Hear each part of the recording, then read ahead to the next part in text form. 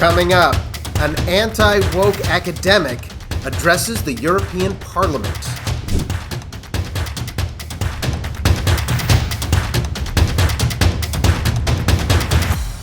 Hey there, I'm Jared Julia, and welcome to The Cave. On today's episode, we're going to talk about James Lindsay, an anti-woke academic who's also a member of New Discourses. You can look them up at newdiscourses.com. But they're a group of anti-woke academics that have done a lot to expose a lot of the absurdity of woke indoctrination into our education system. So they're doing a lot of work, a lot of great stuff. And James Lindsay, one of the fellows there, was talking to the European Parliament recently. And I just wanted to take some snippets from that speech and give some of my comments. But before I do that, I wanted to talk about the recent fallout from the new curriculum that was announced in Florida recently on handling slavery and the DeSantis campaign's reaction to that. Which I got to tell you, before I talk about it, I'm really disappointed with Ron DeSantis, because I just want to start by saying I like him. I like what he's doing as governor of Florida. I like what he's doing in the ongoing culture wars. But it's strange that he can be so bad at campaigning. But another one of his many missteps was his reaction to the new curriculum in Florida. First of all, saying that it wasn't his doing, which I guess we all know. I mean, he's the governor, so he's not worried about these day-to-day details. But what spawned this curriculum was a piece of legislation that he signed as governor.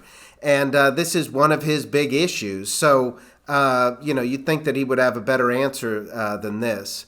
But anyways, the curriculum is that, as I understand it, and I haven't read the curriculum myself, but from reports that I've been seeing, it sounds like this curriculum is equating slavery to like a jobs program, that these black slaves gained good job experience during slavery that helped them after the Civil War. And this does not this does not help because what we're trying to say is that CRT, critical race theory, is a lie. It's an angry, hyper-racist myth that wishes to replace fact-based history. But we shouldn't replace one myth with this Florida myth that says that it was some kind of jobs program. I really think that these things are not helpful. So I wish that Ron DeSantis had simply said, look, we need to change the wording here. This was not what I intended when I signed the legislation. We're going to work on this to do a better job, with the next rollout of this curriculum, because this initial rollout is clearly a mistake. He should have said something along those lines, because this is really, really bad. We don't want things that really sugarcoat slavery, because it shouldn't be sugarcoated. It was a horrible thing that our country did. It's unbelievably unethical, immoral, and the people that were under slavery were treated horribly and suffered greatly, and were often killed. It just really bothers me when they go to replace one myth with another. There was another thing that I read online a while ago, which was, and this I haven't confirmed this, but there was a book that evidently was circulated in Georgia from the 1940s up until about 1958, and in 1958 it went out of circulation. But in the state of Georgia, it was often used as a history book, and when it talked about slavery, it talked about it also in a kind of a sugar-coated way, where it talked about how it was like this one big barbecue, and that the master and the slaves would enjoy meals together and stuff like that. Once again, this is terrible that this would ever be taught. And so we're really not looking for a different myth or a myth that makes white people look better. What we're looking for is truth, fact-based truth. That's what we want to replace CRT with. So I guess I will get off my soapbox now, and we'll get to what we're really supposed to be talking about on this video. James Lindsay, anti-woke academic who's with New Discourses, addressed the European Parliament recently. I'm going to show you a couple of snippets from that speech and just give you my commentary on it. There's species, but above species there are the genus of the animals. So you think like the cats, all the cats, but you have tigers, you have lions, you have house cats, you have whatever, leopards, many different kinds of cats. If we think of Marxism as a genus of ideological thought, then classical economic Marxism is a species. Radical feminism is a species in this same genus. Critical race theory is a species in this genus. Queer theory is a species in this genus. Post-colonial theory that's plaguing Europe is a species in this genus. And they have something that binds them together called intersectionality that makes them treated as if they are all one thing. But the logic is Marxist. And I want to convince you of that. Because Marx had a very simple proposition, but we get lost. We think that Marx was talking about economics because he often talked about economics. He wrote a book called Capital. It's a very famous book. And we think, well, this is about economic theory. But this isn't true. It's only true on the surface. If we go below the surface, what Marx was talking about was something different.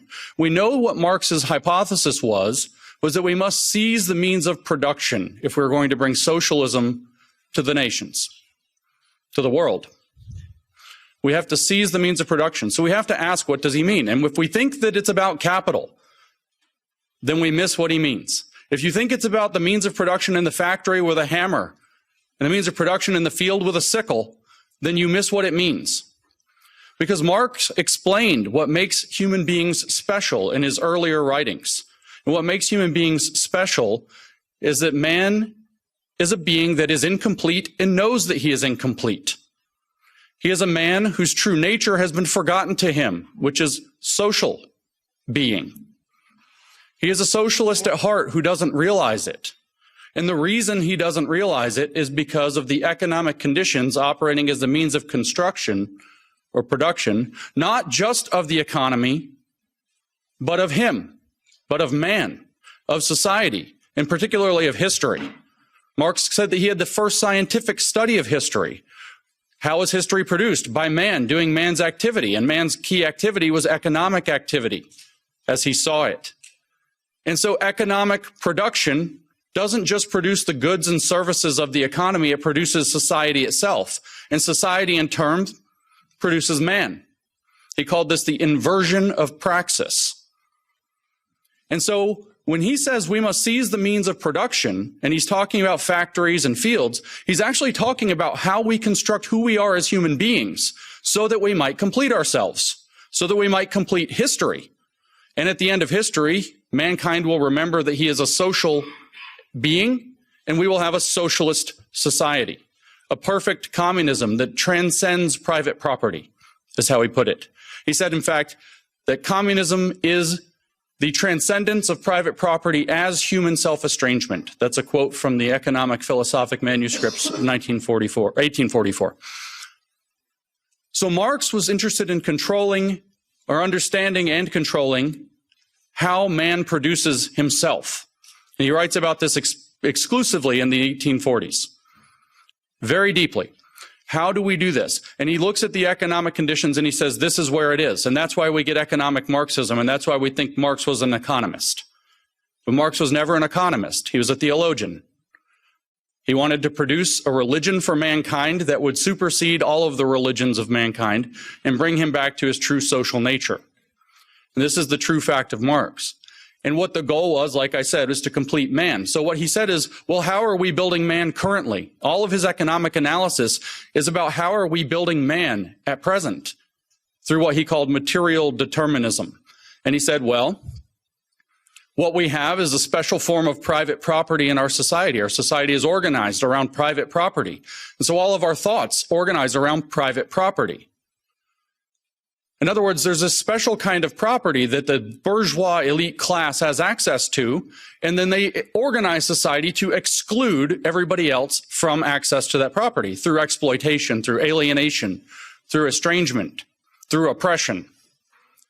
And so what Karl Marx was proposing is that economics becomes a vehicle to separate society into a bourgeois class that has access to a special form of property. The people who have access wish to retain that, so they oppress people and keep other people out of that special form of property. They erect a system of classism to do that. It's enforced by an ideology called capitalism that believes that this is the right way to engage in the world. And what we have to do is awaken the underclass, the proletariat, to the real conditions and the fact that they are historical agents of change, and bring them to do a revolution and transform society so that we would have equity or socialism, whichever word you want. They have the same definition. You know, every time I hear that or stuff like that, I think about the saying from the elites recently that they've been saying, in the future, you won't own anything and you'll be happy.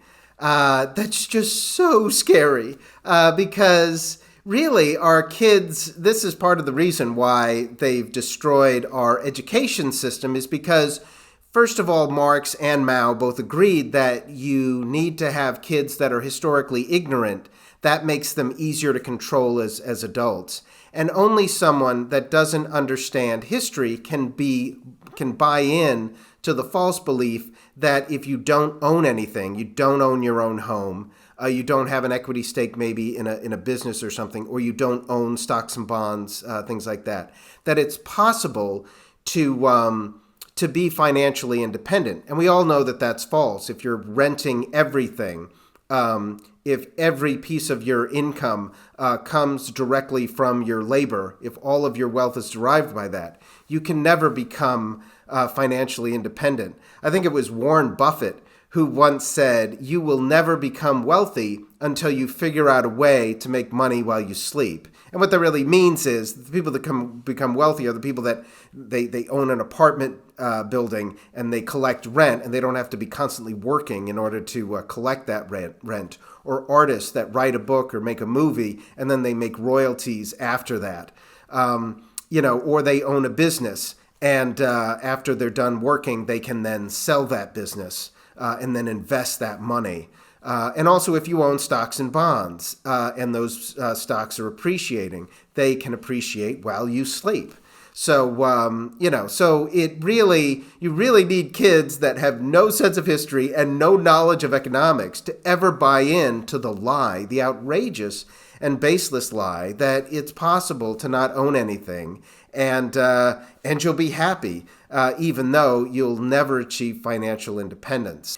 So let's keep watching, and now he's going to explain how this thinking got us to how it morphed into critical race theory. Now, let's say that we step out. We step back from this species, this economic species, Homo economicus, and we step back to the genus, and we look at this idea, a special form of property that segregates society into people who have, the bourgeois, and the people who do not have, who are in class conflict with an ideology that keeps this in place.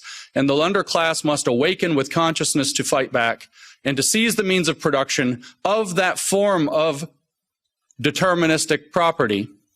And now we say, change out class, put in race. And watch, we get critical race theory falls out of the hat, just like that. Very simple. In 1993, Cheryl Harris wrote a long article for the Harvard Law Review called Whiteness as Property. She explained that whiteness, or white privilege, constitutes a kind of cultural private property. She says it must be abolished in order to have racial justice. Just like Karl Marx said that in the Communist Manifesto, he wrote, communism can be summarized in a single sentence, the abolition of private property. Well, this is why critical race theory calls to abolish whiteness, because whiteness is a form of private property. People who have access to this property are whites or white adjacent, or they act white. These are words out of the American lexicon that they've used to describe how people gain access to the private property. People without that are people of color, and they are oppressed by systemic racism. Oh my God, scary stuff. So, but hey, I have a lot of faith. As I keep saying on all of my episodes of The Cave, I'm always saying, look, we are going to win. There's a lot of people out there fighting this fight. I mean, in another episode, I talked about, courageasahabit.org, that organization. Now I'm sending out some love to New Discourses, and I'm going to talk about other organizations in future episodes. There's this whole ecosystem out there fighting this battle, and they need your help, they need your support, and you're not alone in this battle. And don't lose heart, because even though they've infected just about every aspect of our education system, and even though they will continue to appear to make greater progress in the future, there's so many people on this. There's so many people that are fighting this battle. Just help those others out, and we will. We're going to win this. So anyways, what I just showed you, that's not the whole speech. Lindsay talks for about 25 minutes in front of the Parliament of the EU, and the whole speech can either be found on YouTube by searching it on YouTube, or just going to newdiscourses.com. So thank you so much for joining us, and keep fighting. Thanks so much. Well, if you liked what you saw, please like this video and subscribe to my channel. And don't forget to smack that bell.